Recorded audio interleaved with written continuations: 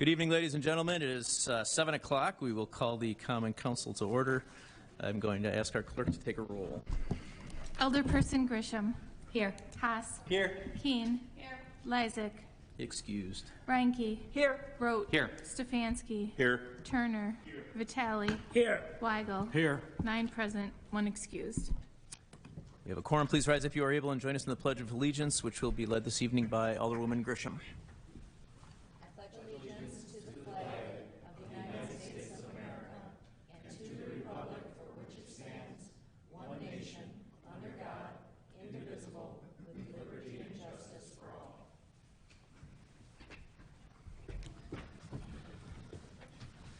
Thank you.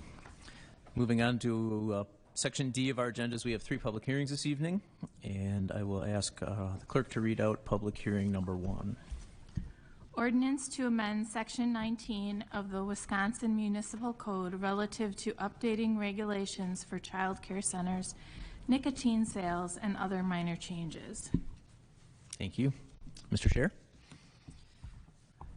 Thank you, Mayor. My name is Steve Scher, Manager of Planning and Zoning, and our first hearing this evening is an amended version of an ordinance you heard, or that was presented on August 1st, and basically the edits that have been made are in line with that of what the Economic Development Committee had recommended at the last meeting. So we offered 3 zoning options, both relative to nicotine sales as well as daycare centers. And with respect to the nicotine sales, the prior map just showed the number of different locations, licensed locations around the city. There are quite a few. And so the 3 options that were presented, basically the first option was more or less just taking the existing ordinance and then reducing the floor area threshold from 20% to 10%, and then increasing the separation clause distance from 1,000 feet to 2,000 feet from a park, school, library, or other nicotine sale operation.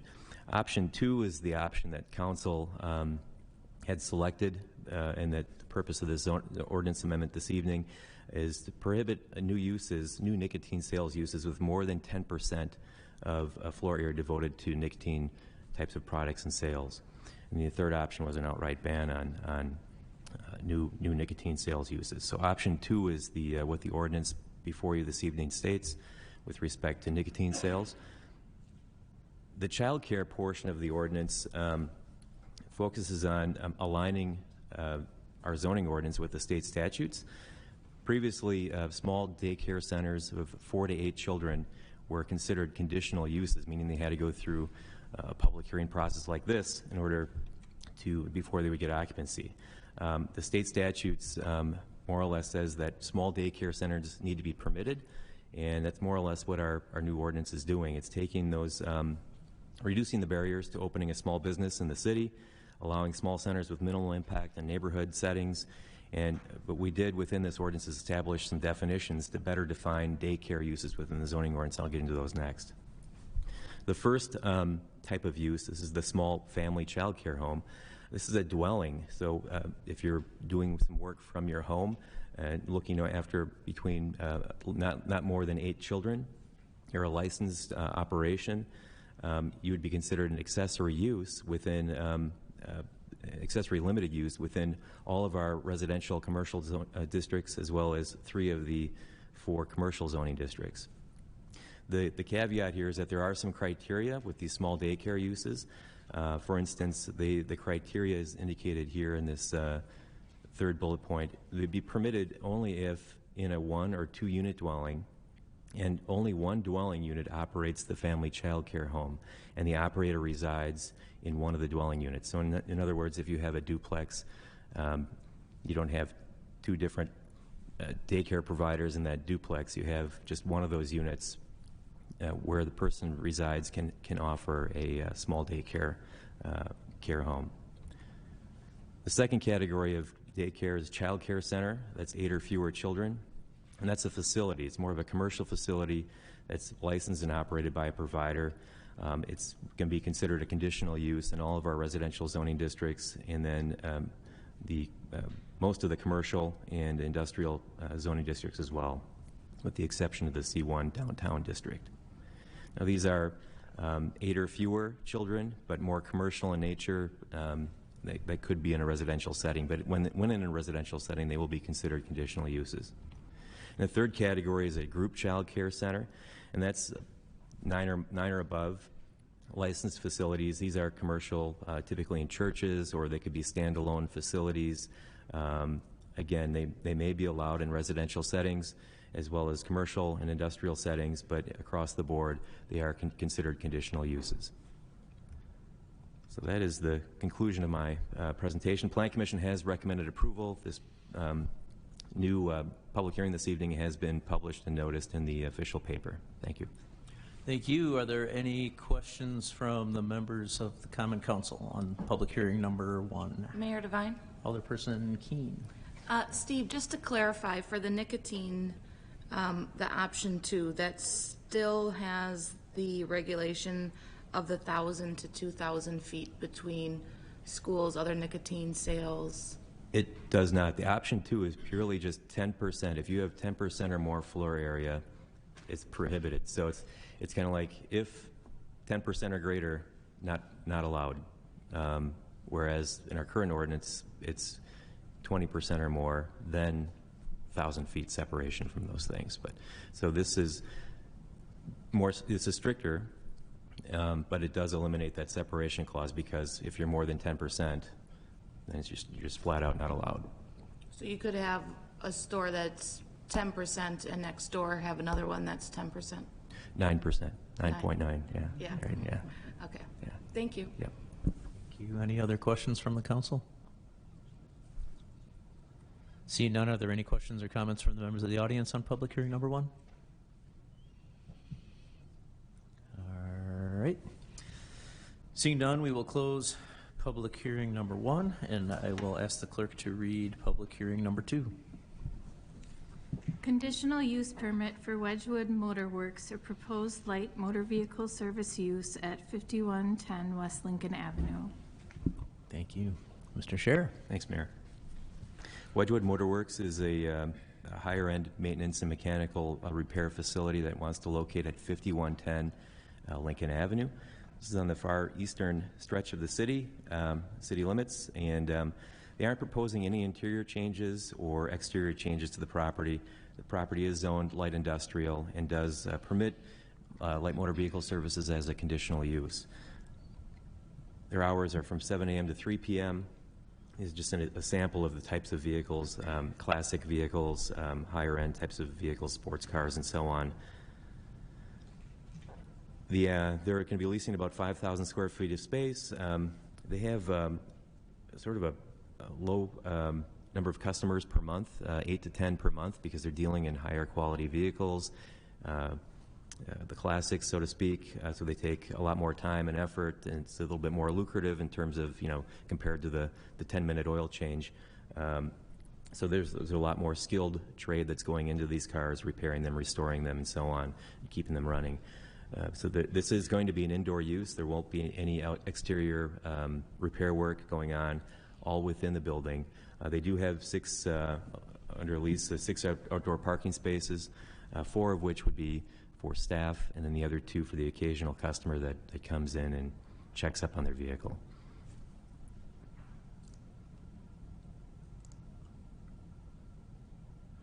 In terms of site and landscaping, the site is under an previously approved site and landscaping plan. There is some landscaping along Lincoln Avenue.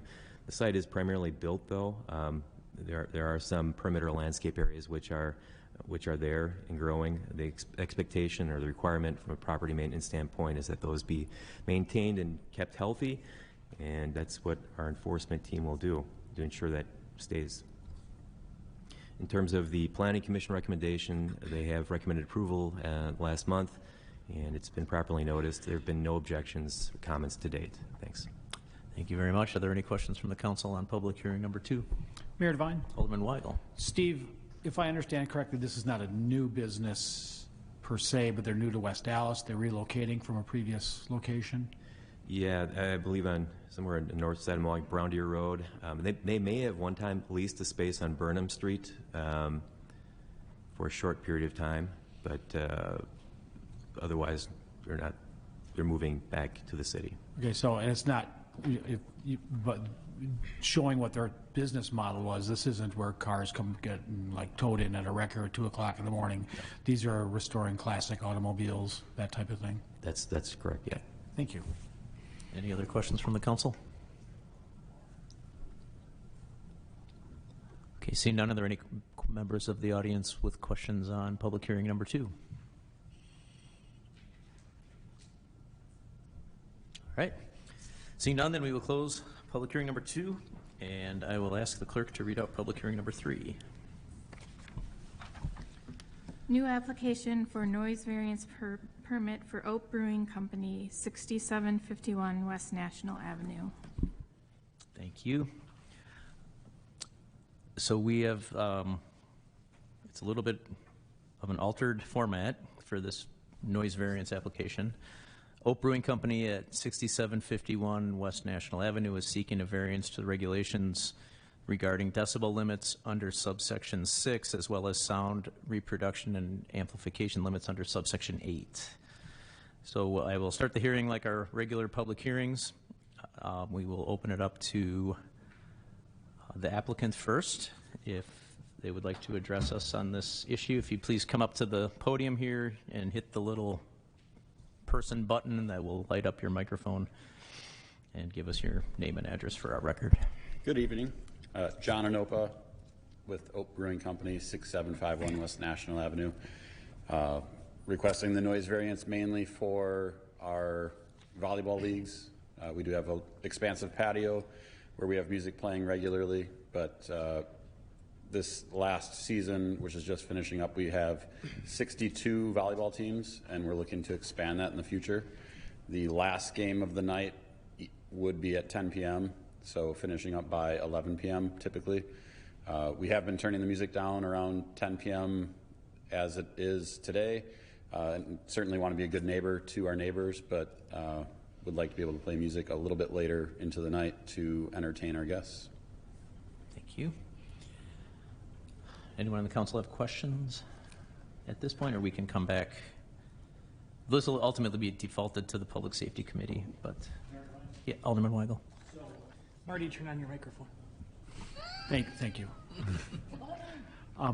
So you say a little bit later, games usually run about an hour, so 11 o'clock start times, you were asking to go till midnight? 10 p.m. start time. 10 p.m. Finish right around 11. Well, you have 10 p.m. start time games now. Correct. On Wednesday and Thursday. Okay. Currently only. In the future, if we expand our leagues, it might be Monday, Tuesday, Wednesday as well. Okay, till 11 p.m.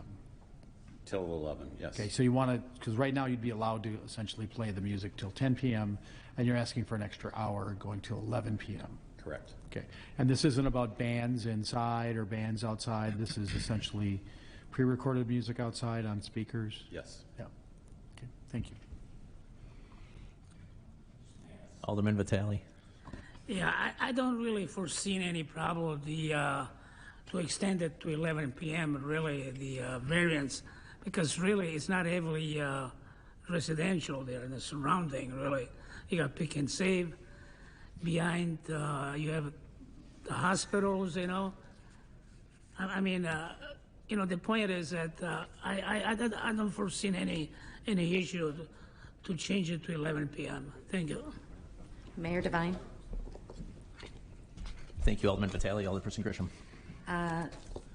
It is my understanding if we offer this noise variance, will it be specific just to outdoor music? That wouldn't be inclusive of bands and other things, or would that also encompass the opportunity to do that if they so choose? I'm sorry, can you repeat that? I was That's organizing my agenda here. That's all right. Okay, I think otherwise I can defer to the clerk. Rebecca's on that. Okay. It depends on what they have as public entertainment, on their public entertainment premises, as far as, I believe you have bands on there too. Yes, we currently have a stage in our tap room. Yeah. And just to describe it a little bit, when it's nicer weather, we have garage doors facing to the north, and we like to have those open to allow some of the sound to go out to the patio. If and when we were to do a band outside, which we have not done to date, it'd be something like an acoustic act. It would not be a full band, you know, amplified music. But I'm curious as to what your opinion would be on that. Mayor Devine, that's why I did ask what your intention was going forward, because typically if we give this variance, it's not, unless we can make it specific to just that outdoor volleyball area. And I believe under your licensure, that's not how it would work. It would make it more complicated. That's why we have it in a format that goes to that 10 p.m. Tried and true, because then every other bar owner is going to come forward and say, hey, Right. you know what, Oak gets to do it, I want till 11 too. So with that being said, I have one other point I would like to make. Alderman Vitale, you said that there's no residential area there. We have a lot of apartments right there. And I don't know if you recall our last council meeting where we were going to hear this, there was a letter submitted. Pardon me? Several. Thank you, Alderman Weigel. And I would have concerns with that. So my question to you is, have you tested the decibel of the sound that emits from the volleyball area? Yes, we have a decibel meter, and typically it's around 75 decibels, similar to the sound of what is in our tap room. It's not our intention to have it be any louder in one area over another. Yes. Sorry. I believe with a noise variance, you could limit it to not having bands outside. You could just have it be music, or have bands until a certain time, you know, like 7 or 8 o'clock, whatever you would want to put on. That's probably something we would talk about in Public Safety Committee. I just wanted to provide that option. I just want to ask, when you said you would not have full bands, you would have maybe a person with a guitar, but would they be amplified, or would they just be, would they have a microphone and a? Yes, they Okay. would be amplified, but it's not, I mean, we But it's choose not our guitars music and- appropriate for our room as is, so Okay. it's a thoughtful selection. And I would like to add that if and when we would do outdoor music, it wouldn't be at the latest hours of the day. It'd be like a matinee type thing. Okay. Afternoon on a Sunday. Thank you. Okay. Alderman Turner. Have you had any complaints from the neighbors? I know how that reaches out over the volleyball court. Have you had any complaints from the neighbors over there? Not directly from them. I do know a couple of the tenants there, and they had mentioned that there was concern. Because I did get one myself the other day, and I just want to make sure that their concerns, because they're paying quite a bit for those apartments, and I just want to make sure they're getting what they thought they were getting. Right. Any other questions from the council? Mayor Devine, I have another question. Sure. You said you want to expand the leagues from possibly a Wednesday and Thursday. So how many courts do you have that would be playing at 10 p.m.? We only have 2 courts, so it is 2 courts playing at 10 p.m. 2 courts for 1 hour, and you do it Wednesday and Thursday, and you'd like to open that up to 4 nights a week or more? Essentially, most likely be 5 nights a week. Okay. Sunday starts earlier and ends earlier, so it's likely 4 nights a week, Monday through Thursday. Friday and Saturday, there isn't that much interest in volleyball leagues generally, so we'd look to do tournaments during the day type thing. Okay, and how late into the season do the leagues go? This is our last week this week, So second week of October? and then we have playoffs, which could be 2 weeks, so 3rd week. 3rd week. Okay, thank you. Thank you. Any other questions from the council? Mayor Devine, Alderperson Ranky. I don't know if you're aware, but we've received quite a few complaints regarding the noise that's being emitted at your business. Complaints from especially the people in the apartments. They're very concerned. And I would say all of them, except one, indicated that that we basically should think about this in the context that it's disturbing to them, especially when they're trying to sleep. And as far as privacy is concerned, there's numerous complaints, and that is concerning to me. A business, we recognize businesses, and you have a very good business. However, we also have to be cognizant of the people in the neighborhood. And that, to me, is very concerning when so many have complained. So I would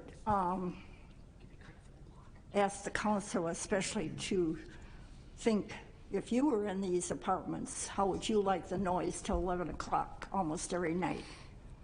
Because this is not acceptable as far as I'm concerned. Thank you. Thank you. Any other questions from the council? Okay, then we will turn this over to any comments from the members of the public that are here may provide comments to the council. Thank you. Thank you. I know.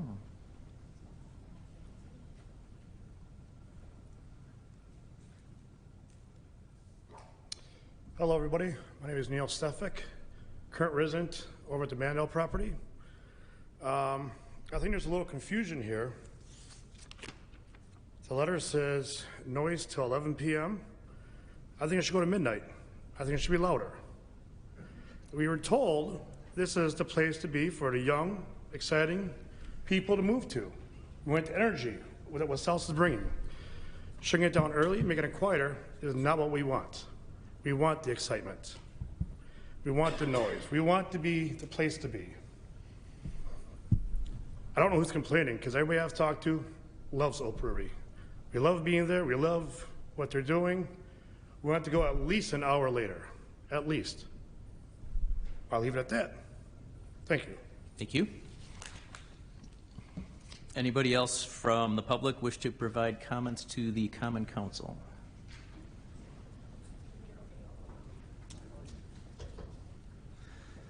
Okay, then as was mentioned earlier, there were submittals from the public that were included in your packet with the agenda, so I'm assuming you've all read those. There's no need, I don't think, to go through those all. And then I will give any city staff present the opportunity to provide comments to the council if needed. Don't see anybody.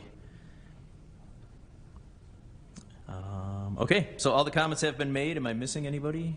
If not, then we will close the portion of this hearing. And as I said earlier, I'm going to ask for a motion to refer this to the Public Safety Committee. Or is that already? It's on it already? Okay. Should we do it again just to make sure? Second. All right. No, I was kidding. Okay. I think that wraps up our third public hearing then. Thanks everybody for bearing with me as I stumbled through that. We will move on now to item E, citizen participation. Oh, the SOP. Yeah, I forgot about that. Thank you. I'll ask our clerk to read out the final public hearing. Conditional use permit for Alice Yards, a proposed 5+ unit dwelling at 1100 South 70th Street. Thank you. Mr. Scher, you're back at it. Thank you, Mayor. Land by Label is the developer interested in purchasing this property from the current landowner and prior developer, Cobalt Properties. And it's about a 3.7 acre portion of land on the corner of 70th, southeast corner of 70th and Washington Street. Outlined in red here. To the south, directly to the south, some of the surrounding uses are the new hotel, Home to Suites. Across the street, the Gage. And then directly east are the Summit Place offices. And to the south, also to the south, the West Dallas Town Center. So overall, there is overall about a 7-acre portion of land there right now. Land by Label is interested in acquiring the 3 3/4 acre portion of that.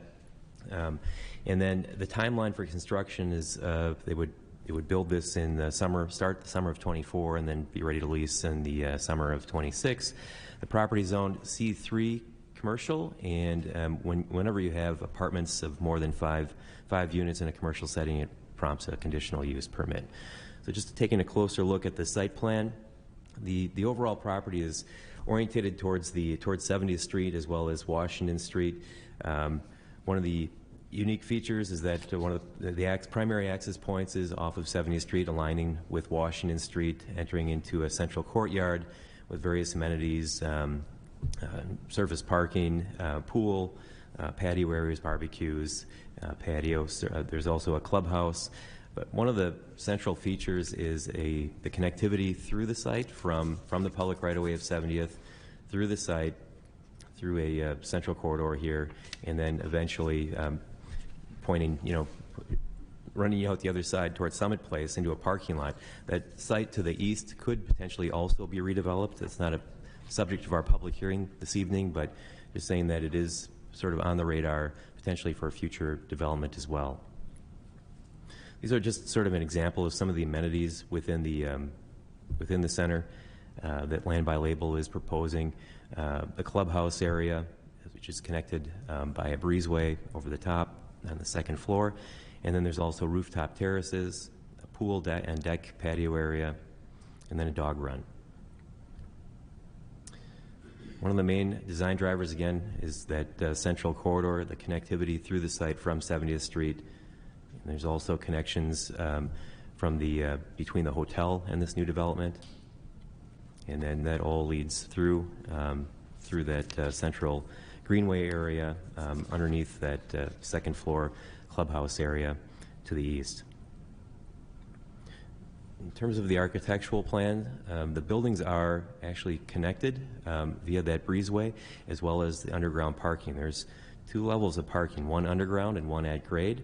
And the parking, we'll get into the numbers later, but there are five floors. The property will offer lobby, community rooms, fitness centers, a party deck, anchors, and interior courtyard.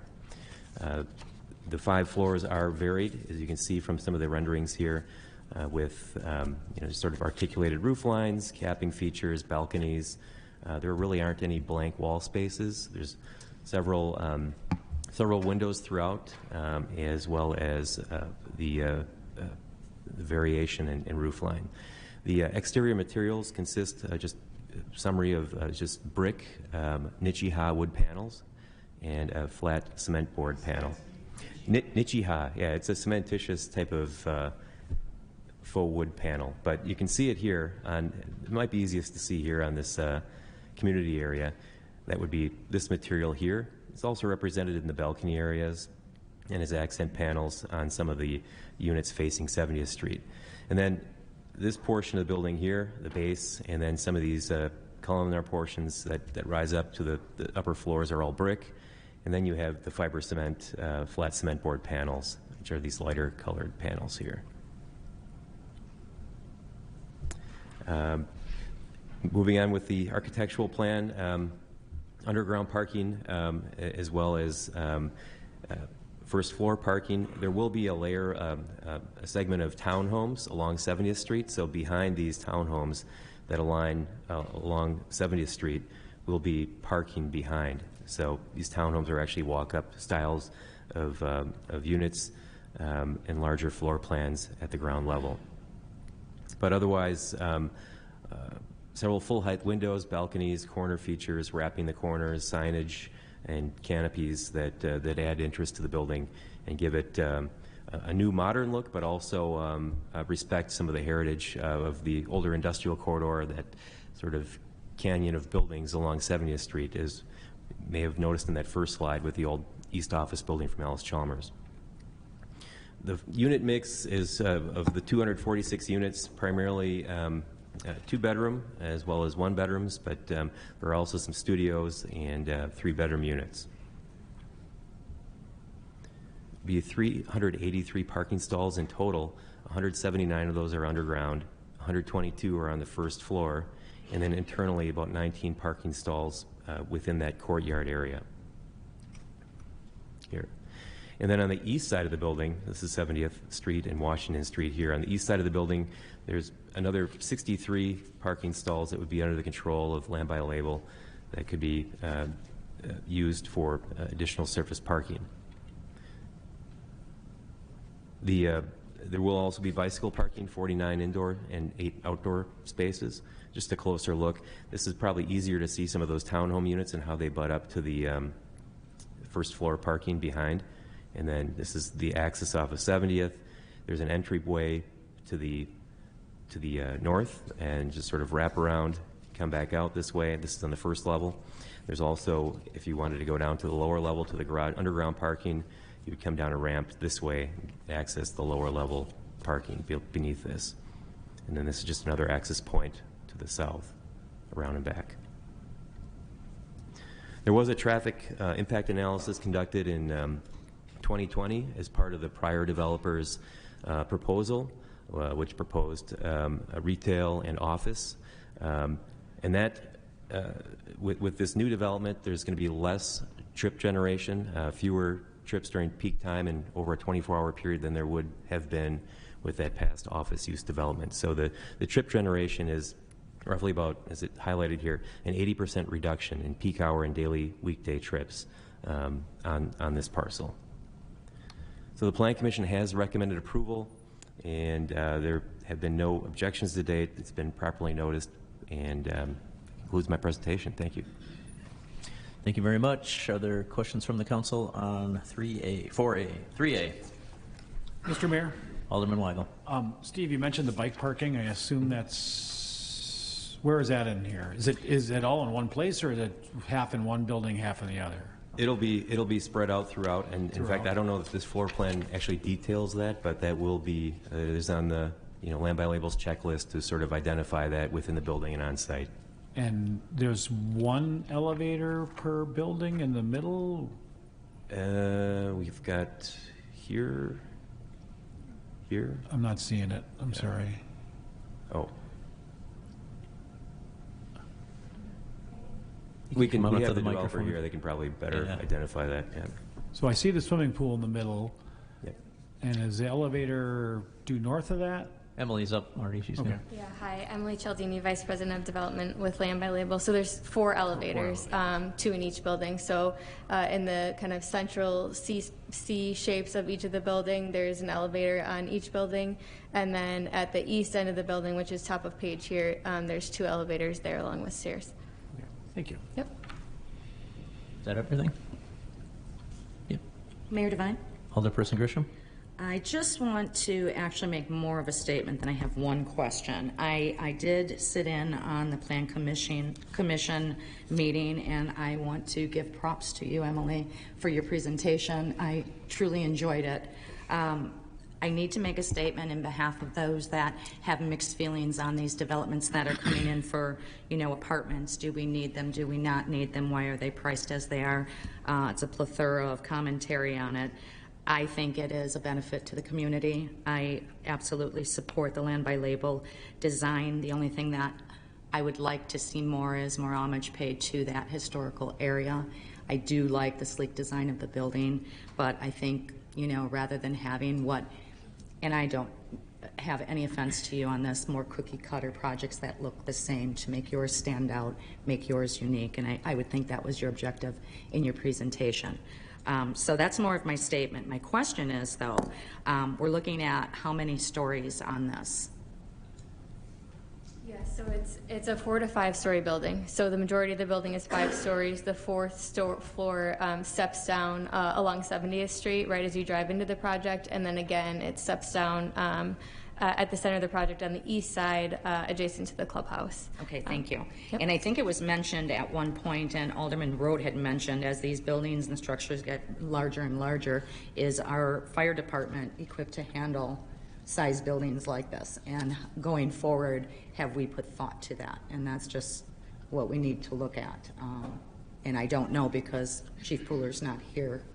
There's a review for the Plan Commission that has the fire department present for every month, so that's and nothing has been brought up to date that would be an issue with the size of these buildings or the height? Okay. All right. Thank you. Thanks. Mayor Devine? Alderman Rote. Steve, those traffic studies that were done in 2020, was that volume on 70th Street? It was looking at, I think, 3 different intersections along 70th Street, but then it also focused on the specific development that was proposed, both on, I think, the west side of 70th and the east side of 70th at that time. And then it factored in a growth rate, but it was primarily more office, retail, along with a hotel closer to the corner. That hotel has since moved further south, and it opened up this site for redevelopment. But that study was done and sort of focused on, you know, what the turning movements would be, what the volumes would be, and it yielded a higher volume along 70th Street at that time. Now with this development, there's lower trip generation per day than compared to the prior. Traffic counts on 70th Street. Yeah. When in 2020? Was it January? I don't know. It said January, but when was it? Because we had COVID and nobody was driving. It was pre-COVID, because that was my question. I noted the traffic study was done in January of 2020, which was 3 months before COVID. So that would have been in what we would have usually called normal times. Right, that's what I was wondering. And one more, if I may, that material that none of us could pronounce. Nichiha. Is that, including me, is that non-flammable? It's a durable cementitious type of panel. It's used on the west development. The yellow feature facing the farmers market is a Nichiha panel. So it's non-flammable. I guess I could have the architect speak to that, but it is a durable, respected material within the industry. Yeah. No, I don't think it's a flammable material. Our VP of construction is here and can probably answer that. Hi, Ryan Strand, I'm Vice President of Construction with Land by Label. The Nichi has a cementitious material, so it is not flammable. Because we've had some fires here where. Yeah, no, the exterior of the building is essentially non-flammable, and I would also let everybody know the building will be fully sprinkled as well if there's any additional concerns regarding the fire issue. Thank you. Thank you. Any other questions from the council? All right. Anyone in the audience have questions or comments? Okay, seeing none, we will close our supplemental public hearing. And now we will move on to item E, which is citizen participation. This is when the council may receive information from members of the public. It's a 30-minute period. Each speaker must, again, announce their name and address for the record, and we ask that you limit your comments to one statement of no longer than 5 minutes. Council cannot take action tonight on the topics raised by the speakers and cannot discuss the topics at this time. Are there any members of the audience that wish to address the council under citizen participation this evening?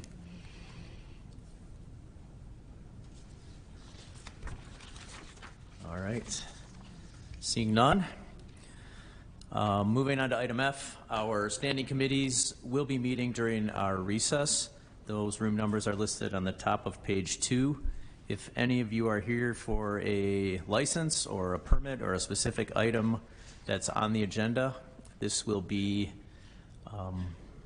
the time where you want to find the right room. So if you're not sure where you're going, just stop one of us when we break for recess and we'll tell you what room to go into.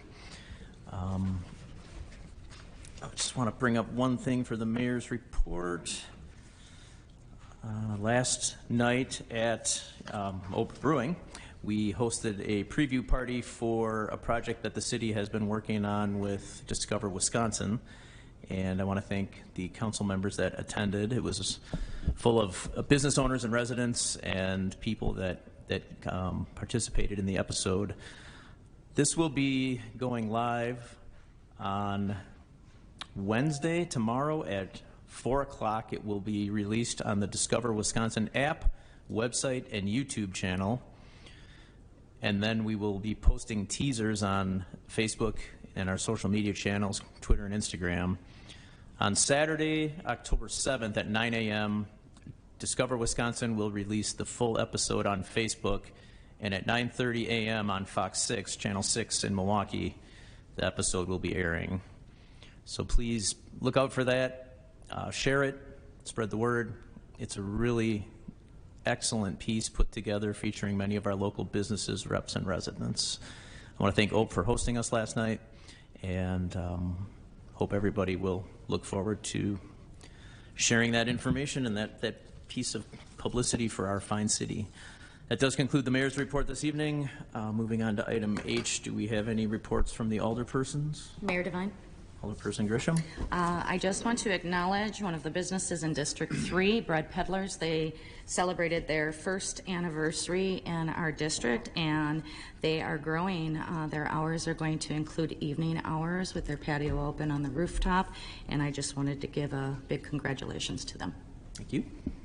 Any other alderpersons' reports? Mayor Devine. Alderman Haas. I move for approval of the minutes of our September 19th, 2023 Common Council meeting. Second. There's a motion and a second. If there are no corrections or changes, all in favor, please say aye. Aye. Any opposed? The minutes are approved. Standing committee reports. We have one item, Economic Development Committee. Mr. Mayor. Yes.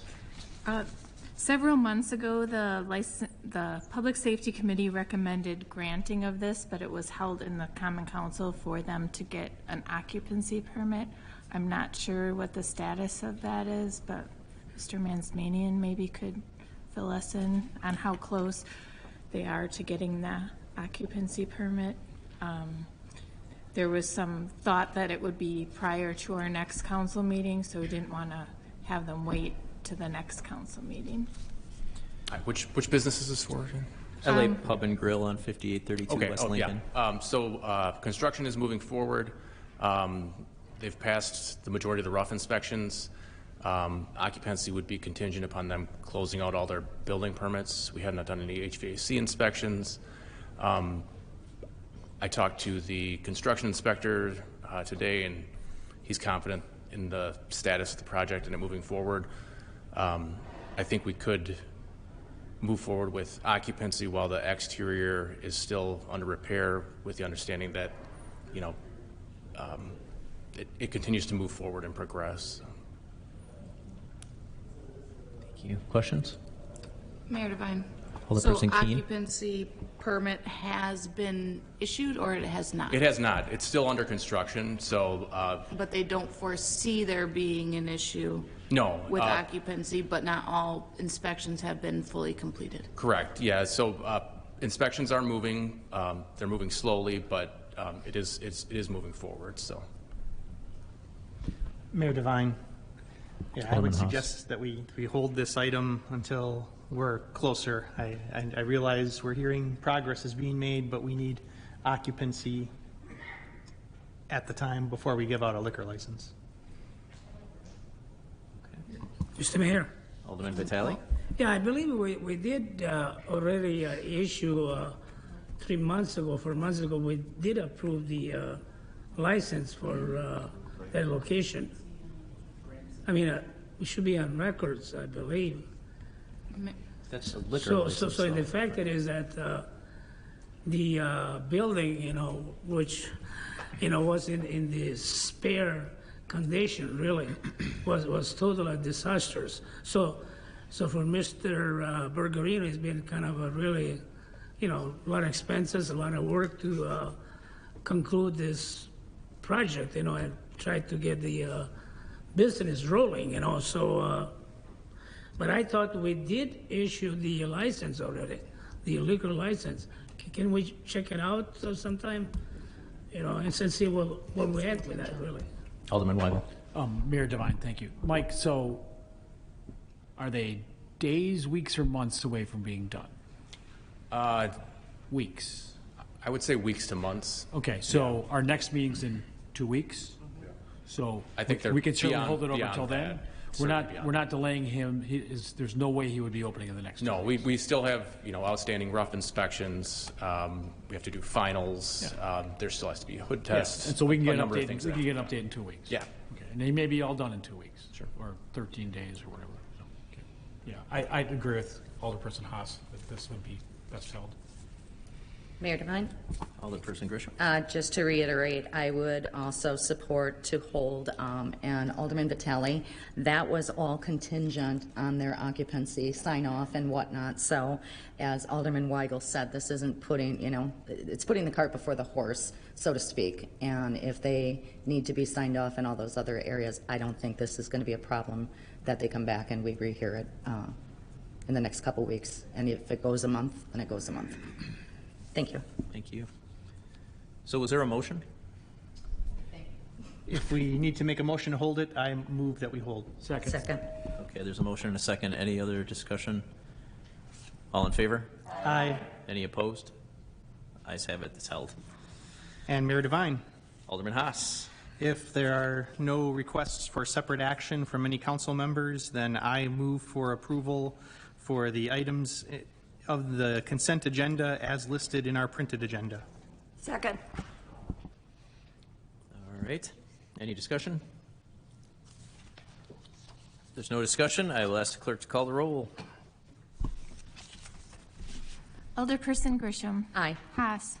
Aye. Keen. Aye. Ranky. Aye. Rote. Aye. Stefanski. Aye. Turner. Aye. Vitale. Aye. Weigel. Aye. 9 in favor, 0 opposed, 1 excused. Motion carries. Mayor Devine? Alderman Haas. I move that the council stand in recess until the conclusion of our committee meetings. There's a motion and a second. All in favor? Aye. Any opposed? We are in recess.